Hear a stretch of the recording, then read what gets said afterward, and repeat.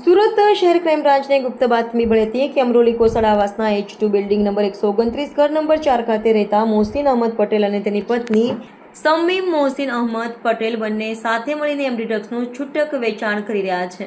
આ બાતમીના આધારે ક્રાઇમ બ્રાન્ચના પોલીસ અધિકારીઓ અને કર્મચારીઓએ તાત્કાલિક દરોડા પાડ્યા હતા।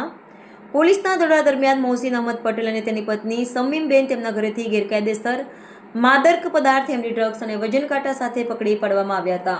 આરોપીઓના કબજામાંથી કુલ 12.250 ગ્રામ મેફેડ્રોન ડ્રગ્સ મળી આવ્યું હતું, જેની અંદાજિત કિંમત ₹1,23,500 છે। આ ઉપરાંત પોલીસે વેચાણના રોકડા 1,07,900, 2 મોબાઈલ ફોન જેની કિંમત ₹10,000 છે, એક કાળા કલરનું નાનું લેડીઝ પર્સ, એક લાલ પીળા કલરનું પાઉચ, 2 ડિજિટલ વજન કાંટા અને 53 નાની પ્લાસ્ટિક ઝીપ બેગની કોથળીઓ પણ કબજે કરી હતી। આમ કુલ ₹2,41,400નો મુદ્દામાલ જપ્ત કરવામાં આવ્યો હતો।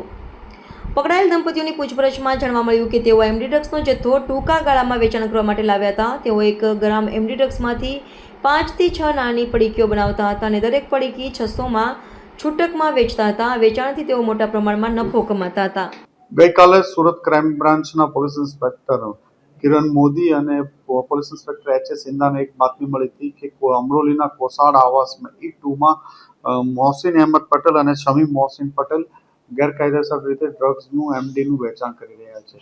નો ડ્રગ્સ ઇન સુરત સિટી અન્વયે સુરત ક્રાઇમ બ્રાન્ચ અને સુરત પોલીસ દ્વારા સતત ડ્રગ્સ વેચનારાઓ વિરુદ્ધ એક ઝુંબેશ હાથ ધરવામાં આવી છે। એ અન્વયે સુરત ક્રાઇમ બ્રાન્ચની ટીમે અમરોલી આવાસમાં રેડ કરતા એ જગ્યાએથી મોહસિન અહેમદ પટેલ અને શમીમ મોહસિન પટેલ મળી આવ્યા હતા।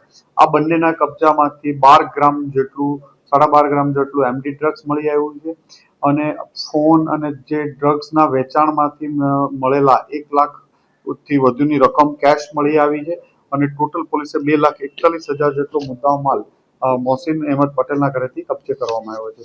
આ ડ્રગ્સ ક્યાંથી મળ્યું હતું, કોને કોને આપતા હતા એ બાબતની તપાસ ચાલી રહી છે। આ નાના અડધા ગ્રામની અને એની પડીકીઓ બનાવી કે એનાથી પણ ઓછાની પડીકી બનાવીને અલગ અલગ હસબન્ડ વાઇફ ઘરેથી આની ડિલિવરી આપતા હતા। છેલ્લા 1 માસથી વધુ સમયથી આ લોકો પોતાના ઘરે વેચી રહ્યા હોવાની બાતમી આધારે ક્રાઇમ બ્રાન્ચની ટીમ દ્વારા ઓપરેશન હાથ ધરવામાં આવ્યું।